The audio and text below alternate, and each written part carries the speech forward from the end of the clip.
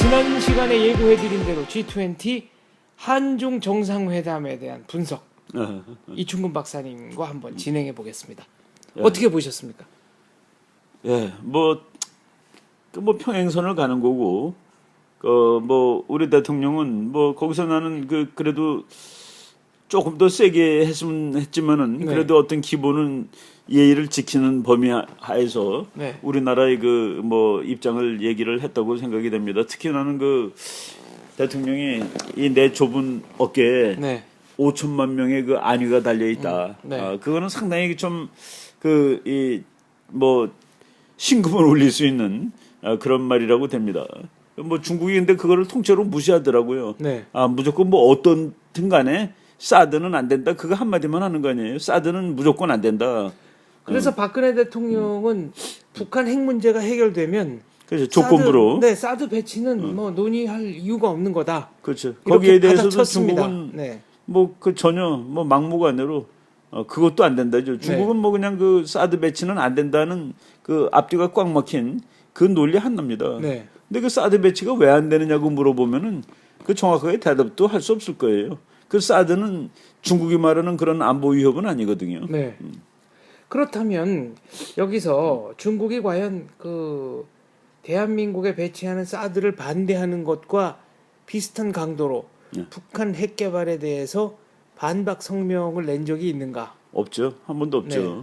오히려 그 북한이 4차 핵실험하는 날 네. 중국 관용 환구시보는 뭐 환영까지는 아니지만은 칭찬 비슷하게 했습니다. 네. 그 중국 관용 환구시보가 뭐라고 얘기했냐면은 그 북한의 그 김정일 때부터 자주 나오던 그 아나운서인데 그 네. 사람이 오랫동안 안 나오다가 4차 핵실험한 때부터 나와요. 그 리춘이라는 사람이 있습니다. 리춘희. 그 이른 놈은 그 유명한 뚱뚱한 아줌마. 네. 뭐 그렇죠. 목소리 뭐 그냥 뭐 아시하지 않을 것이다. 뭐 이렇게 말하는 네.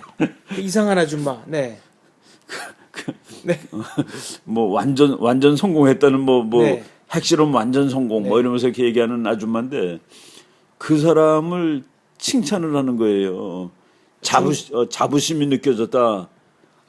그 사람의 그 목소리에서 칠순의 노장이 나와서 네. 그 핵을 개발했다라고 그 얘기하면서 아주 그 우렁찬 목소리로 적의 간담을 서늘하게 했다라는 장면이 네. 나와요. 그래서 내가 적의 간담이라니 적의 간담을 서늘하게 했다. 아니 그럼 중국이 말한 응. 그 적이라는 건 누굽니까? 그게 뭐 한 사람 얘기면 박근혜 대통령일 거고 그냥 뭉쳐서 말하면 한국일 거 아니겠습니까? 남한이 그럼 그게 북한의 적이라는 겁니까? 아니면 북한 중국의 공동 적이라는 그렇죠. 겁니까? 그것도 이제 그냥 관용 항구시보는 이날 이렇게 나온 네. 거예요. 이날 이 북한의 칠순의 노장이 나와서 노장 리춘이가 73세인가 그러니까 노장이 나와서 우렁찬 목소리로 핵실험에 성공했다는 것을 얘기함으로써 적의 간담을 서늘하게 했다. 네.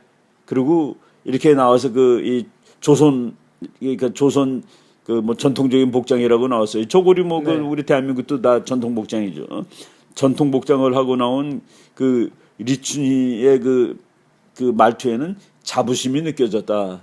그게 이 환구시보의 논평입니다. 그러니까 나는 이걸 딱 보고서 우리가 이제 그 말 한마디 한마디를 이렇게 보는 거거든요. 학자들은. 한구시보는 관영 매체 아닙니까? 그게 이제 영어로는 글로벌 타임스라고 그러는데 네. 인민일보 자매지죠. 네. 인민일보의 자매지고 그건 뭐 중국의 그 정부의 목소리를 대변하는 건데 아니 한국은 그날 북한이 4차 핵실험에 성공하는 날 가슴을 저미면서 듣고 있던 장면입니다. 네. 야 저것들이 핵실험에 성공을 했고 수소폭탄이라고 그러나서 한국 사람 전체가 지금 황망한 상황에서 듣고 있는데 그 우리 편인 줄 알았던 중국이 그 1월 6일 아니에요 금년. 네.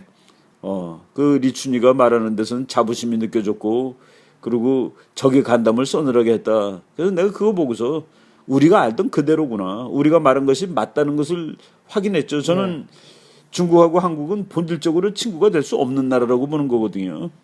그리고 북한하고 중국이 친구고. 근데 그게 그날 나오는 거 아니에요. 어떤 매체의 분석 기사에 따르면 예. 북한의 그 미사일 개발 이게 이제 북한의 기술 수준에 비해서는 시간을 굉장히 단축하면서 그거 다 중국이 해준 거라는 네. 설은 이미 있어요. 네, 중국의 기술이 그대로 간 거 그 아니냐. 지금 미국 사람이 쓴 그 핵 확산에 관련 책 중에서 그 뉴클리어 익스프레스라는 책이 있는데 거기 보면은 북한의 그 미사일을 만들고 네. 핵을 만드는데 중국이 얼마나 기여를 했는지 얘기가 다 나옵니다. 그리고 요번에 그 미국의 그 브루스 벡토리라는 해병대 장교 출신 정착자가 있어요. 네. 그 뭐 미국의 그 텍사스에 있는 조그만 그 대학교 교수로 가 있는데 그 친구가 이제 해병대 중령이가 그 장교까지 할 때 저도 만나보고 그런 친구입니다. 근데 그 브루스 벡토리 요번에 북한이 쏜 SLBM 그 잠수함 발사 네. 미사일 그게 중국 거랑 똑같은 거예요 모양이. 그래서 사진을 두 개를 비교하고 이거는 완전히 복사판이다라고 얘기를 했습니다. 그러니까 북한이 지금 그 잠수함 기술이 쭉쭉 늘어나는 거, 네. 그 잠수함 발사 미사일, 그게 그 중국 거를 모처로 해서 만들었다는 것을 겉모양 보면 되죠. 겉모양 보면 아는 거죠. 그리고 우리 그 독자들이 아마 그 사진은 다 봤을 거예요. 북한이 큰 미사일 이렇게 옆으로 놓고 거기 네. 바퀴 한 10개쯤 되는 큰 트럭이 그 미사일 하나 이렇게 등어리에 업고 네. 가는 미사일 그 차가 있는데 그 이제 포차죠, 포차. 이 미사일을 실은 차인데 그거는 중국이 만들어서 나는 팔았다고 아니라 줬다라고 생각할 정도입니다. 그거는 완전 중국제죠. 그러니까 북한이 무슨 뭐 이 자기네 국경일날 그냥 시가 행진하면서 보여주는 그 엄청나게 생긴 그 뭐 우리가 대포동 미사일이라고 그럽니다. 그 미국까지 아주 엄청 크죠. 그것이 어떤 때는 저게 가짜냐 진짜냐를 의심했는데 그거 끌고 가는 트럭은 진짜 아니겠습니까? 네. 그 트럭은 중국제라는 것이 뭐 100% 확실한 거고. 중국은 국제사회를 향해서 북한의 도발적 핵개발 야욕은 즉각 분쇄되어야 한다라고 얘기는 하지만 말로만 하는 것이죠. 네, 국제사회가 즉각적인 행동에 동참하라고 하면 중국은 북한의 핵개발을 억제하거나 아니면 취소시킬 만한 실질적 능력이 없다 이런 얘기를 합니다. 자기는 능력 없다고 그러고 뭐 능력 없다고 그러고 미국에서 그 한번 중국 대사를 불러다가 네. 당신네들이 막아야 되지 않겠느냐 왜 그걸 안 하고 있느냐 그랬더니 그 사람이 그 영화 제목을 그대로 얘기했어요. That's Mission Impossible. 불가능한 불가능. 미션이다. 네. 그 미국 대사, 그러니까 미국 주재 중국 대사가 미국 관리한테 직접 한 말입니다. 네. 그래서 나는 이게 물리적으로 능력이 없다는 소리인지, 물리적이 아니라 북한의 경제를 중국이 다 쥐고 있잖아요. 90%를 장악하고 있으니까 뭐 북한을 팔을 비틀 수 있는 수단이 있는데 그거는 정치적으로 못한다는 소리라고 보는 게 더 맞을 것 같아요. 경제 제재에 이제 동참했을 때도 네. 이건 이제 소문으로 들은 얘기인데 중국은 처음에 북한에 대한 경제 제재에 동참할 능력이 없다, 의지도 없다 이렇게 얘기를 했는데 이제 미국이 북한이 만드는 $100짜리 위조 지폐 슈퍼노트의 존재를 당신들도 알지 않느냐. 그렇죠. 그렇다면 만약 제3국이 중국의 위안화 위조 지폐를 만들어서 대량으로 유통시킨다고 하면 당신들은 가만히 있겠느냐. 이래서 이제 뭐 마지못해 뜨거라 해서 비로소 북한을 향한 경제 제재를 시작을 했고 또 미국이 북한과 거래한 모든 은행들과의 관계를 단절하겠다. 국제 거래를 금지시키겠다고 세컨더리 하니까 보이콧이죠. 세컨더리 보이콧 얘기가 나오니까 이제 비로소 대북 경제 제재에 동참했습니다. 뭐 동참이라기보다도 저는 뭐 완전한 동참은 아니라고 보는데 그 이제 그 통계로 나와요. 그 우리 지난 1월달에 북한이 핵실험 한 다음에 국제사회가 북한에 대해서 경제 제재를 더 강화했는데 미국 북한하고 중국 사이에 물동량 교역량은 오히려 더 늘었다라는 얘기도 나오고 그리고 심지어는 이런 뭐라고 그럴까 이건 꼼수인데 원유를 주지 말라. 원유라는 게 뭡니까? 그냥 그 정제되지 않은 석유 그 끈적끈적한 검은 물 아니겠어요? 그래서 북한이 원유를 못 받으면은 휘발유를 못 만드니까 이제 나라가 쓰는데 원유 주지 말라고 그랬다고 원유는 안 줬는데 휘발유를 줬다는 거예요. 그러면 그거는 그러니까 그거는 네. 이 네. 제재 안 한 것이죠. 네. 원유는 분명히 안 줬어요. 근데 북한이 자동차들 다 굴러다니는 거 보니까 원유 안 주는 대신에 휘발유 줬다. 네. 이게 우리나라 신문에 다 보도가 된 얘기들입니다. 네. 그리고 아까 그 달러 얘기들 미국이 했는데 옛날부터 그 북한이 그 달러를 만드는데 그 북한 거는 너무나도 정교하게 만들어서 네. 그런 미국 사람이 슈퍼 K라고 이름을 붙였습니다. 그거는 보통 사람이 그 기계는 못 읽는데요. 그 달러 이제 위조 지폐 발견하는 건 이렇게 기계에다 집어넣으면은 위조 지폐면 통과를 못 하는데 네. 북한 거는 그걸 통과하기 때문에 그래서 그 전문가가 눈으로 보고 돋보기로 보고 그러고 잡아낸다는 거예요. 네. 그런데 그게 어떻게 팔리느냐? 그걸 뭐 그냥 가서 돈으로 쓸 수도 있는데 중국이 그 물론 중국 정부가 한 것은 아니겠죠. 뭐 민간인들이 중국 민간인들이 그 100달러짜리를 진짜 돈 15불하고 바꿔준대요. 네. 그러니까 100달러, 그러니까 중국도 불법을, 그러니까 중국의 민간인들이 방조하는 거죠. 네. 뭐 같이 하는 거죠. 북한이 만든 100달러짜리 거의 진짜랑 똑같은 거를 진짜 돈 15달러랑 바꿔주니까 그다음에 중간중간에 섞는다는 거죠. 그렇죠. 네. 그래가지고 그 하는 얘기를 뭐 옛날부터 유명한 얘기 아닙니까? 알 사람은 다 아는 네. 얘기인데 그거를 지금 뭐 그래서 저는 6.25 때 북한이 그 한국군이 압록강까지 갔을 때 그때 모택동이 진짜 번민하다가 100만 대군을 보냅니다. 네. 100만 대군이 와서 그래서 그 뭐하러 왔느냐 한반도 통일을 막으려고 온 것이죠. 그 목적은 네. 통일된 한반도는 중국한테는 너무나도 위험하다라고 생각을 했고 그럴 바에는 이거 전쟁이라 돼서 막아야 된다 해가지고 왔는데 그 지정학이 지금도 나는 그 별로 달라졌다고 보지 않거든요. 이번에 G20 한중 정상회담이 열리는 바로 그 시각에 북한이 미사일 쐈습니다. 그렇죠. 예, 뭐 세 발인가 갈겼는데 요번에 그 노동 미사일을 쐈는데 예, 이제 뭐 북한이 그게 이제 그 시간에 맞춰 쐈다는 거를 우리가 자꾸 가는데 그러니까 북한은 아무 때나 원하면 쏠 수 있다라는 데까지 갔다라고 보시는 게 좋습니다. 네. 야, 이 G2 하니까 이때 맞춰서 우리가 준비하고 쏜 게 아니라 북한은 거의 아무 때나 쏠 수 있을 만큼 그리고 북한이 그거 한 발이 보통 100만 불, 200만 불 하는 거거든요. 그거를 뭐 무수히 쐈다는 거는 그 뭐 돈이 그거 할 돈은 있는 모양이에요. 네. 그러니까 이렇게 쉬지 않고 쏴대죠. 우리나라에서는 그거를 뭐 북한이 뭐 분노해서 쐈다라든가 이렇게 그 네, 무력 시위다. 뭐 무력 시위다 미친놈이다 이렇게 치는데 그거 아닙니다. 북한이 쏜 것들을 그 지도 놓고 다 보세요. 뭐 예를 들어서 원산에서 자기 한경 북도 쪽으로 쏜 거가 있습니다. 그 한 200km 날아가서 떨어졌는데 그거는 방향만 틀면 서울에 떨어지는 겁니다. 네. 그러니까 북한이 날아간 그거를 전부 그 지점에서 이렇게 한국하고 연결시켜 보세요. 그럼 한국에는 중요한 군사 기지들, 뭐 도시들 이런 거하고 전부 맞게 돼 있는 거거든요. 그래서 북한이 그렇게 정신 나간 짓을 하는 것은 아니고 자기 그 계획대로. 김정은이가 완전히 정신이 없는 사람 중에 하나인데 그럼에도 불구하고 하나 확실하게 이거는 뭐 흐트림 없이 나가는 거가 하루라도 빨리 핵무기 체계를 완성하자. 네. 실전 배치하고 쓸 수 있는 핵폭탄과 미사일 이 체제를 갖추자 하는 데 대해서는 뭐 추워도 에러가 없이 지금 하고 있는 것이죠. 그거를 다 갖춘 날 이제 한국을 완벽하게 위협할 수 있는 날이 오는데 그 북한은 그걸 뭐 열심히 하고 있는 중입니다.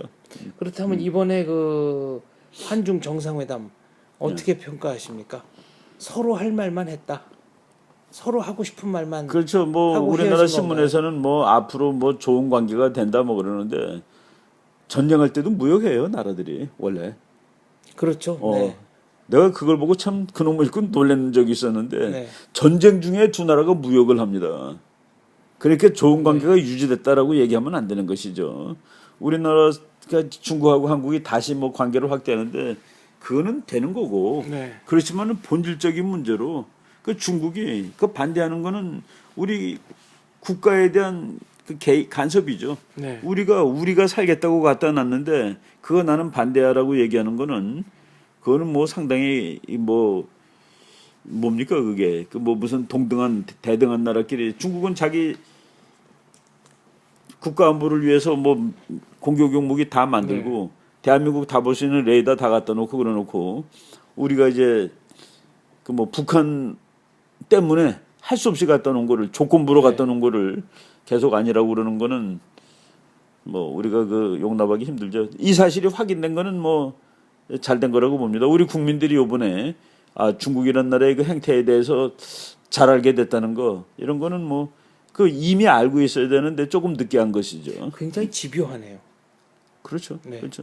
근데 뭐 우리는 그거 여기서 만약 한국이 잘못해서 갖다 놨다 그러면은 그땐 미국으로부터도 이제 버림받을 수 있는 상황까지 갈 수 있겠죠. 그럼 이제 고립무원으로 가는 그리고 거예요? 제가 그 언젠가 얘기했지만은 지금 우리나라가 핵을 안 만들고 있는 거는 미국이 핵전쟁 나면 한국을 도와줄 것이기 때문에 미국의 핵 가지고 그게 이제 이론으로 말하면은 extended deterrence라고 그러는 겁니다. 확장된 전쟁 억지. 네. 근데 확장된 전쟁 억지는 그 미국이 말만 해서는 안 되는 거예요. 야, 한국, 너 북한이 핵으로 공격하려고 그러면 북한이 왜 어떤 나라가 핵으로 공격하면 우리가 다 막아주는 거야. 말로는 안 되고 그거를 보이는 겁니다. 네. 그 보이는 것 중에 하나가 사드예요. 그러니까 북한이 공격하는데 살아남아야지 도와주거나 말거나 할 건 아니겠어요. 네. 지금 그런데 네. 그러니까 extended deterrence라는 확장된 전쟁 억제의 한 부분이 사드입니다. 근데 우리가 미국 보고 사드를 하지 말라고 그러면은 우리를 확장된 전쟁 억지 미국이 우리를 핵으로 안 막아줘도 된다는 그 논리가 될 수도 있는 거예요. 지금 이 대한민국에 미군의 전술 핵이 들어와 있습니까? 지금 없죠. 그 노태우 대통령 때 다 나갔습니다. 한 600발이 있었던 거를. 그러니까 한반도 비핵화 선언. 그렇죠. 그러니까 뭐 대한민국만 비핵화한 거죠. 대한민국만 비핵화했고 북한은 뭐 핵을 계속 개발을 했고 그것이 93년 그 무렵인데 그래서 노태우 대통령 때 그날 선언합니다. 오늘 현재 이 시간에 대한민국에는 미국의 전술핵이 단 한 발도 없다 해가지고 다 나갔어요. 대한민국에 그 미국 핵폭탄이 많을 때 그 미국 측 자료 보면은 거의 한 그 600발 정도까지 있었습니다. 그러니까 지금은 없죠. 그거라도 다시 갖다 놔라라고 하는데 이미 한번 나간 거는 오기 힘들고 또 미국의 그 전략에서도 뭐 우리가 다 해줄 텐데 왜 꼭 갖다 놔야 되느냐는 그런 식으로 그 미국도 뭐 핵이 없는 세계를 얘기한다고 그러면서 또 갖다 놓기도 뭐 민망한 그런 상황이 되는 것이죠. 그 전술핵이 한국에 있었다는 거는 92년 대선 때 그 정주영 후보가 그 핵무기를 위한 말하자면 무기고 공사를 자기가 했다. 그러면서 이제 간접적으로 확인이 된 겁니다. 그건 뭐 미국 사람들이 이건 공개된 책에 다 나오는 얘기예요. 그렇다면은 그 노태우 대통령의 한반도 비핵화 선언 왜 그런 선언이 나온 겁니까? 그거는 이제 북한하고 바꾼 거예요. 북한이 맨 처음에 너 왜 핵을 만드냐 했더니 나만의 미국 핵이 있지 않냐가 북한이 말한 논리입니다. 그러니까 그러면 이거 빼줄 테니까 그러면 너도 없애 했는데 그거는 나는 그때 빼주는 거에 반대했습니다. 그때도. 아니 우리가 빼줘봤자 제가 안 만들 거냐? 그거는 말이 안 되는 얘기를 하는 거다. 근데 우리 건 빼고 북한은 계속 만들고 있는 거죠. 클린턴 대통령은 그때 왜 캐도 한반도 에너지 개발 기구를 통해서 그것도 저는 뭐 옛날부터 줄기차게 반대했는데 북한이 이제 경수로 발전소를 지어주다가 지금은 중단이 됐습니다. 공사가. 우리가 지금 이제 보면은 거꾸로 가서 보면은 아니 북한이 핵폭탄을 만드는데 발전소를 줘줄게. 그러니까 만들지 마. 북한은 그때 핵 개발이 무기용이 아니라 그렇죠. 발전용이라고 했기 그러니까 북한이 때문에. 다 거짓말을 하는데 맨 처음에 그 왜 만드냐 그랬더니 처음에는 너네가 핵이 있으니까 그래서 미국 걸 빼준 거예요. 그 다음에도 계속 만드니까 왜 만들어 그랬더니 전기가 모자라서 만드는 거야. 그러니까 발전소 줘줄게. 그것도 거짓말이죠. 그러니까 저주다 관둔 거 아니겠습니까? 그 우리나라가 쓴 돈만 해도 40억 달러. 아유 그럼요. 걔도 그 신폰가 거기다 한참 줘주다가 이제 관뒀는데 그거 그 우리나라 국민들이 모르는데 제가 그때 책 쓰면서 경수로는 그 이 중수로 발전소 이런 데 비해서 이 핵물질이 좀 덜 나와요. 근데도 불구하고 그 발전소의 용량이 크기 때문에 거기서 나오는 그 핵물질은 북한의 그 영변에서 나오는 그 조그만 발전소보다 훨씬 더 많아요. 아, 그러니까 경수로를 예정대로 상대- 다 완공. 완공해 줬으면은 거기서 나오는 거 가지고 핵을 만들 수 있는 물질이 영변에 있는 그 오메가 와트짜리 그 조그만 거 그건 뭐 정말 형편없는 거죠. 그거보다 더 많이 나온다는 그 얘기예요. 그 제가 책에다 네. 쓰면서 이런 말도 안 그래서 제가 이렇게 썼습니다. 아니 한 놈은 폭탄을 만드는데 발전소를 저주로서 그 폭탄을 없애겠다는 거는 발상이 맞는 거냐 하는 얘기죠. 미국 측 자료를 보니까 뭐 회고록입니다만 클린턴 대통령은 경수로 완공 이전에 북한이 무너질 거를 그렇죠. 그렇게 생각했다고 확신했기 썼죠. 때문에 그냥 일종의 조져라. 네, 일종의 그게 위장용 카드였다. 그렇죠. 네. 뭐 미국은 그렇게 생각을 했죠. 지금도 그런 사람들이 있습니다. 제가 무슨 세미나에서 북한은 저 무너질 거라고 얘기했더니 미국 학자가 그 북한 무너진다는 얘기는 10년 전, 20년 전에도 했다라고 그러길래 맞다. 근데 10년 전에 북한 무너진다고 그랬는데 가만 놔둬서 무너졌을 거다. 근데 너네들도 그렇고 우리도 북한 살려주려고 그동안 노력했다. 그래서 산 것이다라고 제가 거꾸로 반문한 적이 있습니다. 지금 말씀하시는 거는 1994년에 그 서지컬 어택 8월이었나요? 예정이? 8월은 아니고 그 6월이었어요. 6월에 6월이 제일 실제로 폭격을 하려고 그랬죠. 미국이 폭격하겠다고 그랬죠. 네. 그거를 저 김영삼 대통령이 죽어도 안 된다고 막았죠. 막아가지고 지금까지 왔는데 그 어떤 그 뭐 유명한 기자가 그러더라고요. 그 김영삼 대통령을 그 이후에 쭉 여러 차례 만났는데 만날 때마다 자기의 결정을 그 잘된 결정이라고 얘기를 했대요. 나는 전쟁을 막았다라고 얘기를 했는데 그 돌아가시기 전에 아 그때 했어야 되는데 하고 그 후회를 하는 걸 들었다고. 그게 그 전 월간조선 편집장 지금 현 예 맞습니다. 미래한국 편집장인 김영삼 기자가 그렇게 얘기를 해주더라고요. 김용삼 기자가 김영삼 대통령 전 대통령을 인터뷰하고 맞아요. 네. 인터뷰하고서 네. 마지막에는 그 후회를 하는 걸 들었대요. 그때 폭격을 했으면 무너졌을까요? 그 이후에 이제 북한이 고난의 행군을 또 겪습니다. 그렇죠. 그때가 이제 찬스가 뭐냐면은 그때는 중국이 지금처럼 이렇게 그 힘센 나라가 되기 전이에요. 그때는 천안문 사태 후유증으로 그렇죠. 뭐 중국이 네. 자기 혼자도 그리고 경제력도 약했고 네. 그 당시에 중국이 뭐 경제력이 세계 한 7, 8위 정도 됐을 거예요. 7, 8위 좀 넘었나? 하여간 뭐 지금처럼 뭐 2위에 뭐 남들이 말하는 네. G2 근처에도 못 가던 그런 시절인데 그때 미국이 폭격을 했으면은 뭐 서지컬 스트라이크 그때 미국은 그 이라크 전쟁에서 자기네들도 놀랬죠. 이렇게 정확하게 된다는 그거를 했으면은 뭐 인명피해가 뭐 물론 없진 않겠지만은 그래도 지금 같은 그 참 딜레마는 해소했을 수도 있겠다는 뭐 물론 그 역사의 이프는 없습니다. 그럼에도 불구하고 무기 정밀도 말씀을 하시니까 저 세르비아에서 미군이 그 중국 대사관을 오폭이라는 거. 네. 이게 공식적으로는 오폭이지만 미중 관계자들은 이게 오폭이 아니라는 걸 다 알고 있습니다. 오폭 아니죠. 네. 소문에 의하면 중국 대사관이 세르비아 측의 군사 기지, 정확히 말하면은 통신 기지로 그 시설을 제공했고 그 사실을 여러 번 경고했는데도 시정이 되지 않았기 때문에 폭격을 한 것이다. 저도 뭐 그렇게 알고 있습니다. 네. 그 미국 CIA가 오폭 그렇잖아요. 요새 그 군사과학 기술이 어느 정도냐면은 뭐 이제 우리 박근혜 대통령 시진핑 그 정상회담 하다가 옆으로 샜지만은 그 미국 그 폭탄들이 보통 지금 3m 이내에 남았습니다. 네. 그러니까 가로 세로 3m 이내. 그렇죠. 네. 이거 완전히 명중하는 거죠. 폭탄이 3m 옆에 떨어지나 뭐 가운데 떨어지나 이거는 네. 그러니까 빗나가봐야 그렇죠. 3m라는 얘긴데. 그래서 그냥 아주 쉽게 얘기하면은 2차 대전 때 폭탄은 800m 원 안에 들어가면 명중이라고 봤어요. 근데 그 걸프 전쟁 할 때는 3에서 8m에 들어갔습니다. 그러니까 우리 그럼 8m로 한번 쳐볼까요?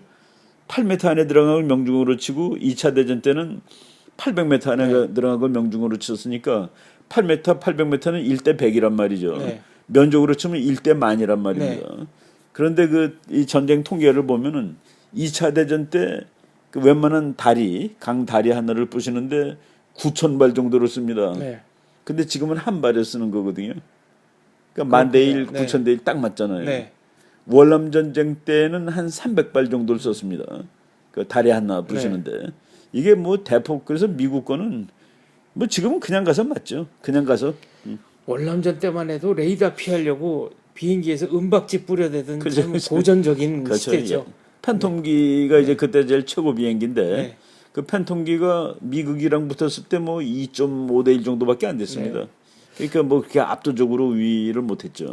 다시 이제 G20 한중 회담으로 돌아가 보겠습니다. 그렇다면은 박근혜 대통령은 취임 이후에 한중 관계에 상대적으로 상당히 큰 공을 들였는데 그게 이제 도로가 됐다. 거의 성과가 없었다 이렇게 이제 보시는 그 거죠. 구조가 바뀌지 않은 것이죠. 네. 그 표피는 그냥 좋은 관계를 유지하고 뭐 우리나라 사람들이 제일 중국에 대해서 감동받은 거는 박근혜 대통령이 여기 하얼빈역에 안중근 네. 의사의 그 거사 표지석 하나를 네. 세워주세요. 그랬더니 중국이 표지석이 뭡니까? 박물관을 세워드려야죠. 해서 우리가 무한히 감동을 받았는데 그때 제가 야 우리나라 국민들은 이렇게 역사에 대한 기억이 짧구나. 네. 그거보다 한 6, 7년 전에 그 하얼빈 시내 한복판에 안중근 동상이 있었습니다. 그 중국이 철거했습니다. 그를 중국이 네. 철거를 했거든요. 일본의 요청으로. 일본의 요청으로. 그 얘기는 모르는 거예요. 네. 그게 바로 6, 7년 전 얘기인데 불과 6, 7년 그 이제 전인데. 그 중국이 우리 안중근 기념관 세우기 전에 6, 7년 전에 그때 일본 수상이 아베예요. 네. 그때는 일본하고 중국 관계가 아주 좋았습니다. 자 그렇다면 박근혜 정부 자녀 임기 동안 어떤 외교 정책을 채택해야 한다고 보십니까? 그러니까 이제 원칙을 내야 되죠. 국가 안보, 국가 안보라는 것이 이제 제일 중요하고 대통령이 그 말씀을 하신 거죠. 내 좁은 어깨에 5천만의 안위가 그건 뭐 아주 상당히 그 뭐 구구절절히 나는 동감합니다. 그 말에 대통령은 나라를 지키는 사람이에요. 그 선거할 때는 여러분 잘 살게 해드리겠습니다 그러는데 대통령의 첫 번째 목적은 나라를 지키는 거예요. 네. 나라를 지켜주면은 그다음에 우리 같은 자유민주 국가에서는 잘 사는 건 우리가 알아서 하는 겁니다. 물론 이제 정부가 그 멍석을 깔아주고 그 게임의 룰을 정해줘야 되지만은 네. 올바르게 향하게 그렇지만은 잘 사는 거는 자기가 알아서 하는 거 아니겠습니까? 그렇죠. 그렇죠. 네. 뭔데 우리 친구는 뭐 몇백억 버는 사람도 있는데 네. 그건 다 자기가 하는 일에 따라서 다른 거죠. 근데 국가 안보는 이거는 대통령밖에는 책임질 사람이 없는 겁니다. 네. 그건 시장도 뭐 도지사도 하는 게 아니에요. 오로지 대통령이 국민의 안위를 책임지는 마지막 사람인데 네. 그 원칙을 지켜야 되고 그 국가 안보를 지금 가장 위협하게 하는 건 지금 북한 핵이고 그것을 막기 위해서 우리가 뭐 핵은 못 만들지라도 이거를 막는 수단이라도 지금 하는 건데 제일 미니멈을 하는 건데 네. 이것마저 누구한테 휘둘리거나 그러면 절대로 안 된다는 그 얘기죠. 그 원칙이 그 하한선이 이제 뭐 유지되리라고 보고 유지돼야 한다고 생각하는 겁니다. 친중 노선을 견지해야 한다.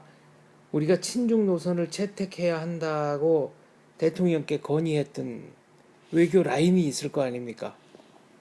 그렇겠죠. 뭐 그러니까 지금 뭐 2, 3년 동안 그 중국 쪽으로 경사되었다라는 얘기가 많이 나왔으니까 디클라이닝 됐다는 그거는 뭐 객관적으로 보여진 현상이었죠. 표현이 미국 문서에도 있었습니다만 그렇다면 그분들 책임을 지셔야 되는 거 아닙니까?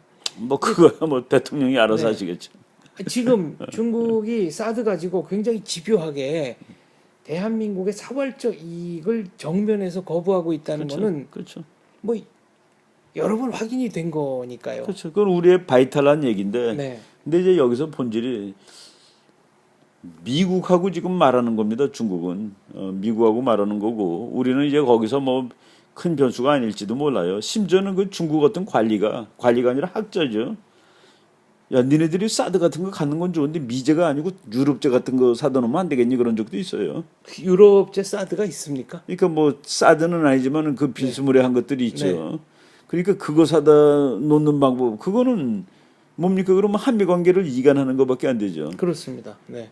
그리고 미군 부대가 어떻게 미국 걸 갖다 놓지 유럽 걸 사다 놓겠어요. 네. 미군 부대를 지키는데 그런 얘기를 한 중국 학자도 있었고 그리고 한참 관계 좋아졌을 때 그 이런 게 기억나요. 중국의 그 옌셰퉁이라는 교수인데 네. 그 친구가 한국 보고 동맹 맺자고 그런 적도 있어요. 한중 동맹을 한중 맺자. 동맹을 맺자. 그럼 그 얘기는 한미 동맹 파기하고 한중 동맹을 맺자는 얘기입니까?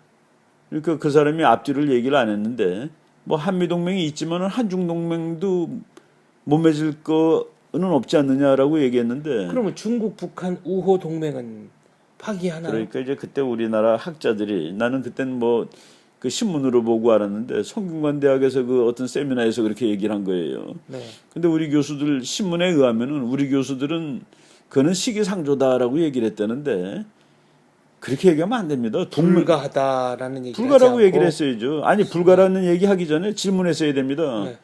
그러면 한중 동맹을 맺으면은 그것은 공동의 적에 대응하기 위해서 맺는 건데 그 공동의 적이 누구냐? 북한이냐? 그러면 맺어줄 수 있다라고 얘기했을 거고 미국이냐? 그거는 말도 안 되는 소리다라고 얘기를 했어야 되는 것이죠. 그 동맹의 의미를 정확히 파악한 학자들이 그렇게 많지 않았다. 뭐 시기상조다 이게 말이 안 되고 네. 동맹이라는 것은 말이죠. 친한 나라가 맺는 게 아닙니다. 적이 같은 나라가 맺는 거예요. 적을 공유하는 나라가 그 공통의 적에 대응해서 함께 싸우자라는 약속입니다. 그러니까 우리나라가 중국하고 동맹을 맺었는데 맺으려면은 그러면 중국도 미워하고 우리도 그러니까 미워한다가 아니라 무서워하고 우리도 무서워하는 적이 하나 있어야 됩니다. 그게 같으면은 동맹을 맺을 수 있는 조건이 되는 거예요. 근데 중국이 우리한테 그렇게 얘기를 했는데 그게 북한이면 맺어줘야죠. 중국이 북한을 적으로 치겠다면은 아 그러면 중조 우호 동맹부터 없는 거죠. 없어지는 파기하고 거죠. 와야죠. 그렇죠. 그렇죠. 근데 그런 얘기를 뭐 그거는 뭐 와서 우리를 무시하는 얘기도 아니고 옌셰퉁이라고 그 버클리 대학에서 박사 받은 중국 학자예요. 그 뭐 공부 제대로 한 학자인데 뭐 상당히 참 투박하게 얘기를 한 것이죠. 알겠습니다. 지금까지 이충건 박사님과 G20 한중 정상회담의 의미를 다각적으로 짚어봤습니다. 행동이 거듭되는 걸 보니까 뭐 별로 변할 가능성은 없어 보인다. 그리고 결론이 무엇인지가 점점 또렷해지는 것 같습니다. 그 국제 정치에서 변하지 않는 게 있습니다. 지정학 네. 그리고 국제 구조, 힘 이런 콘셉트는 뭐 오래가도 변하지 않아요. 알겠습니다. 변하지 않는 것을 두고 변하기를 기대하는 것도 무리한 생각이라고 저는 생각합니다. 그렇죠. 네. 그렇죠. 말씀 잘 들었습니다. 감사합니다.